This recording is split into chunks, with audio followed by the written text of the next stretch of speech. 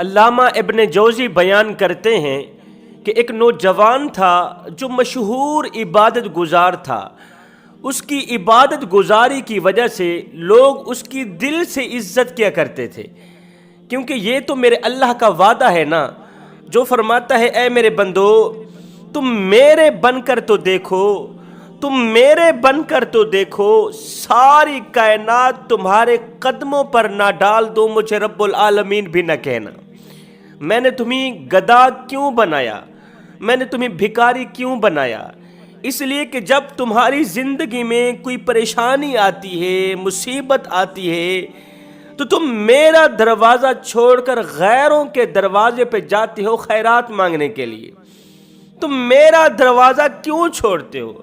میری چوکھٹ چھوڑ کر غیروں کے دروازے پہ جاتے ہو بھیک مانگنے کے لیے۔ تمہارا یہی عمل مجھے پسند نہیں ہے، اسی عمل نے تمہیں گدھا بنا دیا، اسی عمل نے تمہیں بھکاری بنا دیا۔ جب بھی مانگو میں رب سے مانگو۔ اے میرے بندو تم غلام ہو کر میری طرف بڑھو، میں رب ہو کر تمہارا استقبال کروں گا۔ کہتے ہیں کسی عبادت گزار کے پاس ایک متکبر شخص آیا، بڑی ہی رعب اور دبدبے سے کہنے لگا کہ تم میری رقم واپس کیوں نہیں کرنا چاہتے؟ تم میرا قرض واپس کیوں نہیں کرنا چاہتے؟ بہتری اسی میں ہے کہ مجھے میرا قرض واپس کر دو، ورنہ میں قاضی کی عدالت میں تمہارے خلاف مقدمہ دائر کروں گا اور تمہیں لوگوں کے سامنے رسوا اور ذلیل کروں گا۔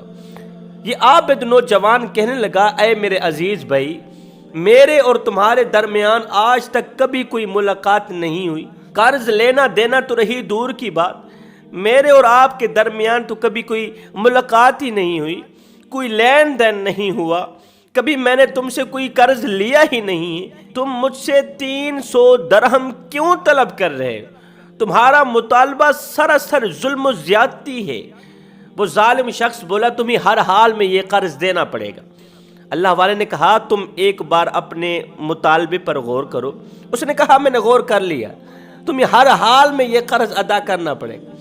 اللہ والے نے پھر سے کہا تم ایک بار اپنے مطالبے پر غور کرو، اور ادھر میں بھی سوچتا ہوں، گھر میں اپنے اوراق دیکھتا ہوں، ہو سکتا ہے میں بھول چکا ہوں اور مجھے میرے اوراق میں کوئی ایسی تحریر مل جائے جو تمہاری بات کی تصدیق کرے اور تمہیں تمہارا قرض واپس مل جائے۔ اللہ والا گھر آیا، ایک ایک اوراق کی جانچ پڑتال کی، سارے کے سارے اوراق چھان مارے، کہیں بھی اس کا قرض نہ ملا۔ جب کہیں بھی اس کا قرض نہ ملا تو رات کے دوسرے پہر جب ساری کائنات سوئی ہوئی ہوتی، چرند پرند انسان حیوان ساری کی ساری جب کائنات سوئی ہوئی ہوتی ہے، اس وقت اس اللہ والے نے کیا کیا؟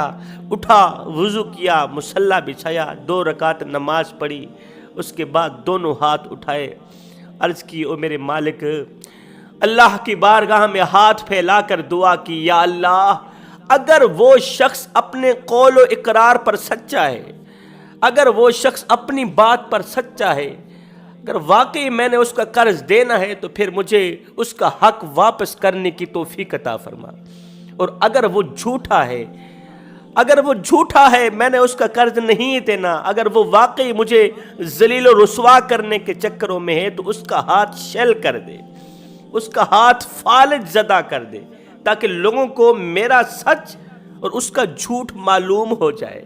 اللہ اکبر! اللہ والے کی دعا کرنے کی دیر تھی۔ اگلے دن جیسے ہی سورج طلوع ہوا تو ایک دم ایک بھیانک منظر دیکھنے کو ملا کہ اس الزام تراشنے والے نوجوان کو لوگوں نے کندھوں پر اٹھایا ہوا ہے، اس پر فالج کا حملہ ہو گیا ہے، اس کا آدھا جسم بالکل شیل ہو گیا ہے، فالج زدہ ہو گیا ہے۔ اس شخص نے آتے ہی اللہ والے سے کہا تم مجھے معاف کر دو۔ اے اللہ والے کیا تو نے مجھے پہچانا ہے؟ وہ شخص کہنے لگا کیا تو نے مجھے پہچانا ہے؟ میں وہی شخص ہوں جس نے کل آپ سے دھاندلی اور زیادتی کرتے ہوئے 300 درہم مانگے تھے۔ اگر سچ پوچھتے ہو تو یہ سب کچھ میں نے آپ کو صرف ذلیل و رسوا کرنے کے لیے ہی کیا تھا، باقی نہ تو میں نے آپ کو قرض دینا ہے اور نہ ہی تو آپ سے لینا ہے، نہ ہی تو میرا آپ سے کوئی لین دین تھا۔ جب میں نے لوگوں کو آپ کی عزت کرتے ہوئے دیکھا، جب میں نے لوگوں کو آپ کی عزت کرتے ہوئے دیکھا تو مجھ سے رہا نہ گیا، مجھ سے برداشت نہ ہوا، میرے دل نے چاہا کیوں نہ اس کی عزت خاک میں ملانے کی کوشش کروں۔ اللہ والے نے فرمایا، او نادان، کیا تو جانتا نہیں ہے میرا اللہ صرف انہی لوگوں کا ہے جو میرے اللہ کے ہیں، جو اللہ کے نہیں ہیں، اللہ بھی انہی کا نہیں ہے۔ شیخ سعدی فرماتے ہیں، میں نے ایک شخص کو دیکھا جو شیر کے اوپر سوار تھا اور سانپ کو ہاتھ میں پکڑا ہوا تھا، لاٹھی کی جگہ استعمال کر رہا تھا۔ میں نے دیکھا، حیران رہ گیا کہ شیر بھی انسان کا دشمن ہے اور سانپ بھی انسان کا دشمن۔ یہ شخص شیر کے اوپر سوار ہے اور سانپ کو ہاتھ میں پکڑا ہوا ہے، لاٹھی کی جگہ استعمال کر رہا ہے۔ میں نے اس شخص سے پوچھا، اے شخص یہ بتا کہ تیری شیر سے اور سانپ سے صلح کب سے ہوئی؟ شیر کے ساتھ اور سانپ کے ساتھ دوستی کب سے ہوئی؟ اس شخص نے کہا، جب سے میں اللہ کا دوست بنا، اللہ نے انہی میرا دوست بنا دیا۔ جب سے میں اللہ کا بنا ہوں، اللہ نے انہی میرا بنا دیا۔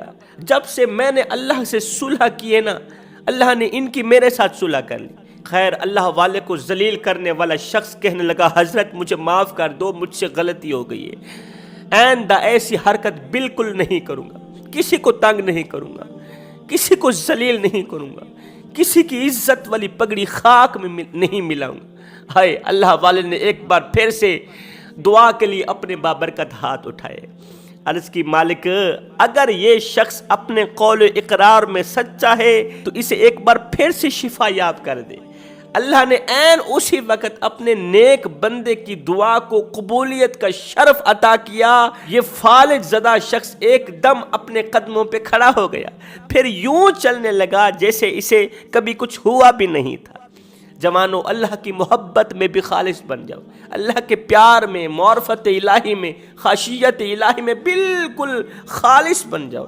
جب تم اللہ کی محبت میں، پیار میں، خشیت الہی میں، معرفت الہی میں خالص بن گئے تو یاد رکھنا پھر وہ لمحہ آنے والا ہے کہ جب اللہ فرمائے گا، فاذکرونی اذکرکم، اے میرے بندے اب تو میرا ذکر زمین پہ بیٹھ کے کر، میں تیرا ذکر عرش بری پہ بیٹھ کے کرتا ہوں۔ اے میرے بندے تو میرا ذکر گنہگاروں کی صف میں بیٹھ کے کرے گا، بدکاروں کی صف میں بیٹھ کے کرے گا۔ جب میں تیرا ذکر کروں گا گنہگاروں کی صف میں بیٹھ کے نہیں کروں گا، بلکہ معصوم فرشتوں کی صف میں بیٹھ کے کروں گا۔ میں دعا کرتا ہوں، اللہ ہمیں جلد توبہ کرنے کی توفیق عطا فرما، اللہ ہمیں تیرے ساتھ صلح کرنے کی توفیق عطا فرما، تجھ سے دوستی لگانے کی توفیق عطا فرما۔ آمین ثم آمین، وما علینا الا البلاغ المبین۔